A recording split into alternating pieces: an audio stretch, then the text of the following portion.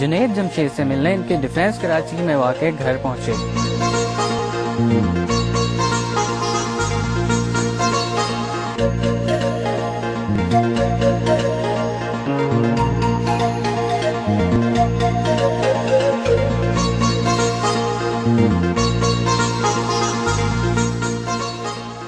کہاں ناچنے اور گانے کی گلیمر بھری دنیا، اور کہاں اونچا پاجامہ سر پہ ٹوپی، اتنے بڑے تضاد کی وجہ کیا بنی؟ یہ ایک چینج آف لائف سٹائل ہے جس میں مجھے بڑا مزہ آتا ہے، بہت سکون ہے، اس سے کہیں زیادہ سکون اس میں ہے۔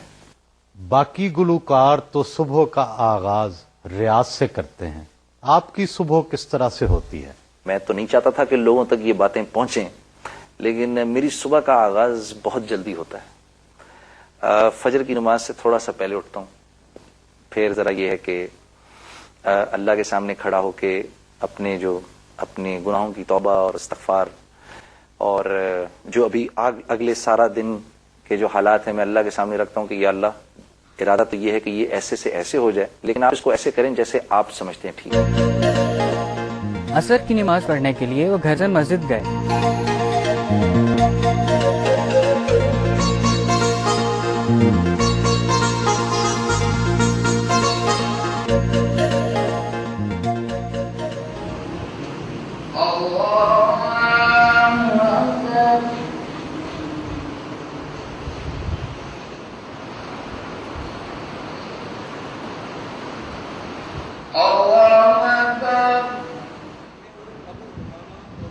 نماز کے بعد انہوں نے مسجد میں موجود لوگوں سے دینی گفتگو کی۔ جو اس کے دل میں پیدا ہوئے انس حضرت عبداللہ صحابی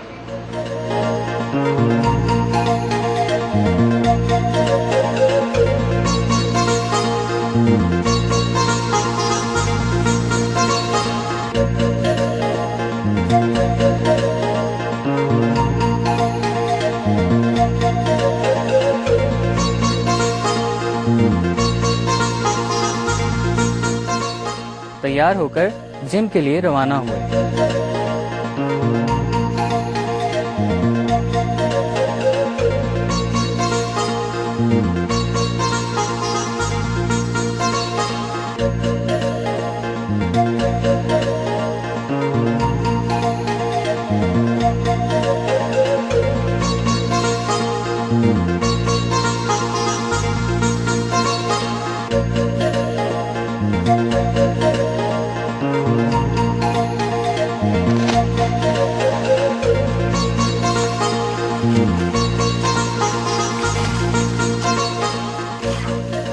سوئمنگ سے بہتر کوئی ایکسرسائز نہیں، اگر کرنے کا موقع ملے ضرور کرو۔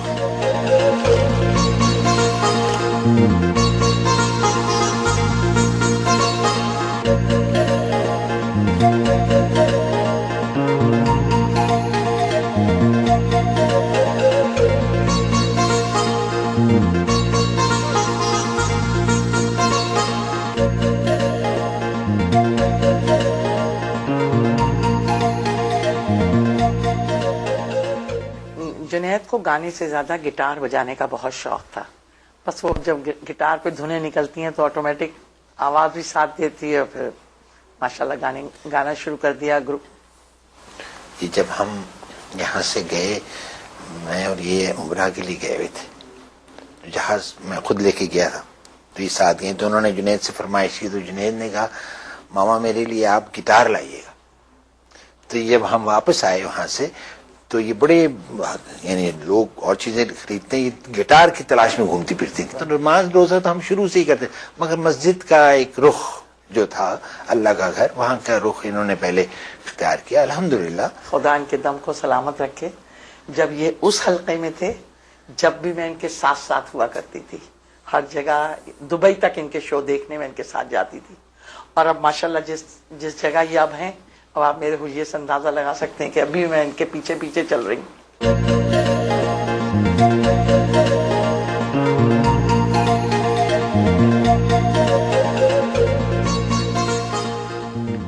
سہیل بھائی، یہ میرے دوست ہیں سارے، یہ میرے دوست اس طرح ہیں کہ میں ان کے پاس جب آنا چاہوں نا یہ مجھے خوشی خوشی بلاتے ہیں اور میرے آنے سے بہت خوش ہوتے ہیں، اور میں ان کے پاس آ کے جو بات کہوں، جو اپنی غم سناؤں، یہ سنتے ہیں۔ آپ تو ساز اور آواز کے آدمی ہیں، سکوت اور خاموشی کی جگہ قبرستان کیوں آ گئے؟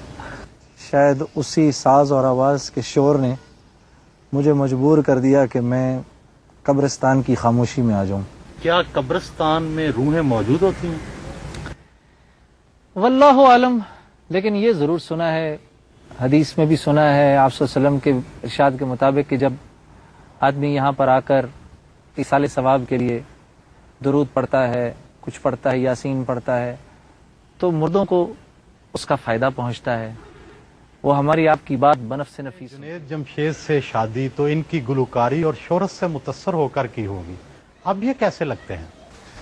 میں نے تو متاثر ہو کے نہیں کی تھی شادی جنید جمشید سے، اور اس وقت بھی بہت اچھا لگتا تھا، لیکن اب زیادہ اچھا لگتا ہے۔ جنید آپ کو برقع پہننے یا پردہ کرنے پر مجبور تو کرتے ہوں گے؟ مجبور تو نہیں کرتے، لیکن کبھی کبھار کہتے ضرور ہیں۔ آپ کے بچے انگریزی اسکولوں میں پڑھتے ہیں، آپ کے خاوند انہیں دینی مدرسے میں داخل کروانے پر زور تو دیتے ہوں گے؟ دینی مدرسے میں بھی ڈالا تھا ان کو، ادھر بھی جاتے تھے، شام کو ان کی کلاسز ہوتی ہیں عصر سے مغرب تک، تو اس میں کوئی وہ نہیں ہوتا، اور اسکول جو ہے وہ الگ ہے اور دینی تعلیم جو ہے وہ الگ ہے۔ بیوی بچوں کے ساتھ وقت گزارا۔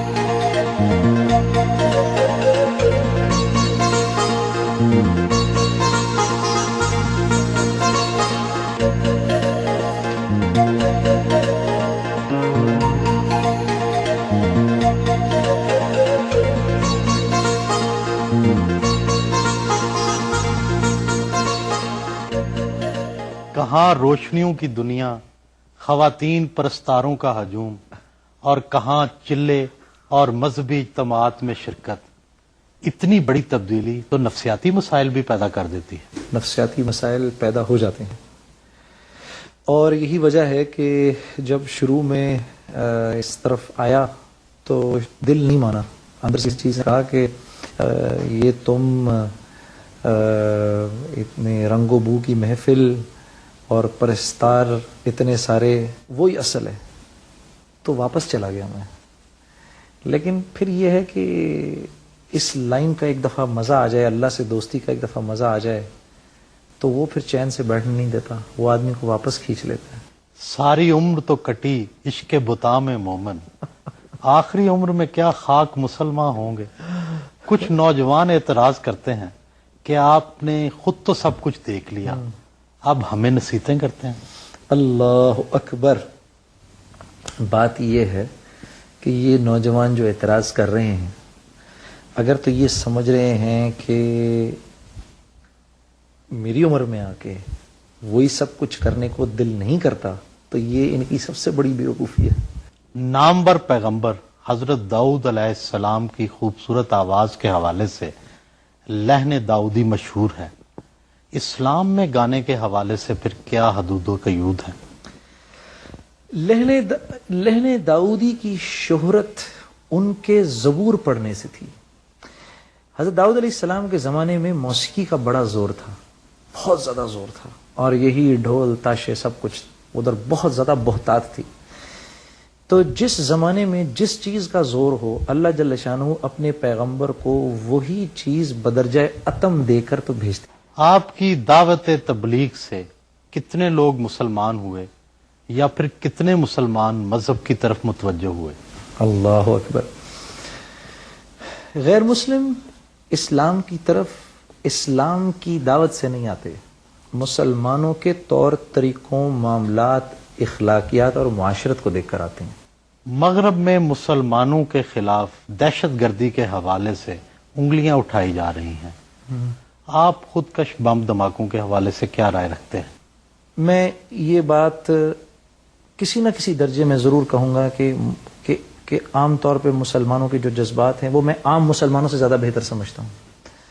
تو مجھے اس بات کا بہت سخت افسوس ہے، لیکن بات یہ ہے کہ پہلی بات تو دل نہیں مانتا کہ یہ مسلمانوں نے کیا ہے، ٹھیک ہے، نمبر 1. نمبر 2، اگر مسلمانوں نے کیا بھی ہے تو یہ انتہائی افسوس کی بات ہے، کیونکہ ظلم کا جواب ظلم سے نہیں دیا جا سکتا. ظلم کا جواب ظلم سے نہیں دیا جا سکتا. اس لیے اگر تو یہ مسلمانوں نے کیا بھی ہے تو میں اس کو کنڈیم کروں گا، اور مجھے بڑا افسوس ہے. آپ کے خیال میں موسیقی کے کون سے آلات اسلامی ہیں اور کون سے غیر اسلامی؟ سہیل بھائی، آپ کے سوال کا جواب اگر میں یوں دے دوں، اگر آپ کے سوال میں سے میں یہ لفظ نکال دوں آپ کے خیال میں، تو آپ برا تو نہیں مانیں گے؟ اچھا، تو یہ لفظ نکال دیں. ایسے کرتے ہیں، یوں سوال آپ کر لیں، اسلام کن آلات کی اجازت دیتا ہے اور کن کی نہیں دیتا، ایسے کر لیتے ہیں، کیونکہ یہاں پر میرے خیالات تو چل نہیں سکتے. تو یہ ہے کہ ہمارے جو حضرات بتاتے ہیں، اور ہمارے حضرات پرانے 1400 سال کے ریفرنسز کو سامنے رکھ کے بتاتے ہیں کہ اس دف کی تو اجازت ہے جو کہ ایک طرف سے خالی ہو، اس دف کو بجانے کی اجازت ہے.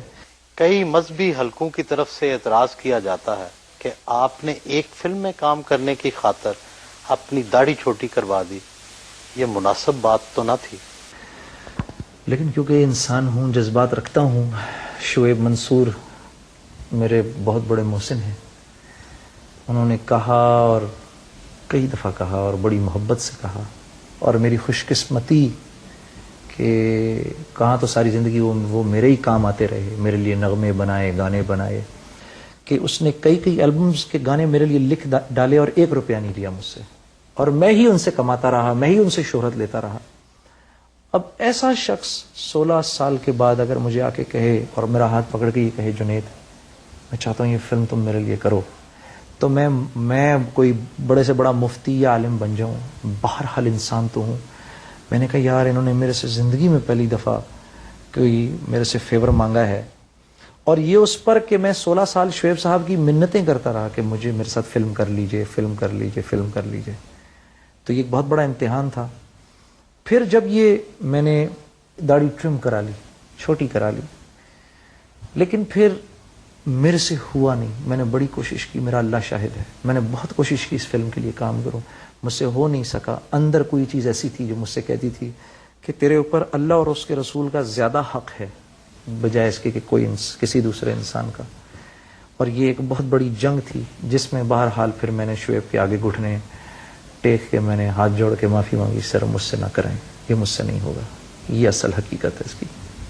تبلیغی جماعت سے تعلق رکھنے والے حضرات پر اعتراض کیا جاتا ہے کہ وہ اخبارات نہیں پڑھتے، حتیٰ کہ مسلمانوں کے کشمیر، عراق اور افغانستان جیسے سلگتے مسائل پر بات نہیں کرتے. ایسا کیوں؟ اب آپ اخبار پڑھیں تو اخبار کے اندر، اخبارات میں کیا ہے، 2 چیزوں میں سے ایک چیز ضرور ہوتی ہے اخبار میں. یا تو کسی کی غیبت ہوتی ہے، یا آپ کسی کے پیچھے اس کی بات کریں تو وہ غیبت ہو گئی، یا اس میں تہمت ہوتی ہے جو سچائی نہیں ہوتی. یا غیبت ہے یا تہمت ہے. تو میں تو لوگوں کو اللہ کی طرف بلانے جا رہا ہوں، تو میں کیسے غیبت کا مرتکب ہوں اور میں کیسے تہمت لگاؤں؟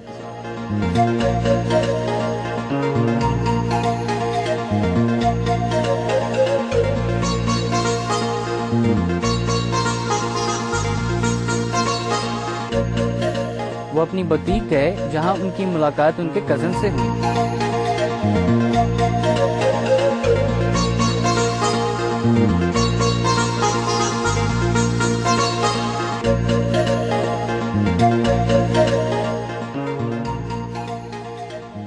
رمضان میں ریلیز ہونے والی ان کی البم کی ریکارڈنگ سننے اسٹوڈیو پہنچے. جی ہمارے دوست سر ولائی صاحب، سر صاحب یہ ہمارے انجینئر ہیں اور پروڈیوسر بھی ہیں البم کے، بھائی فیض صاحب. تو جی آپ تشریف رکھیں تھوڑا سا ذرا.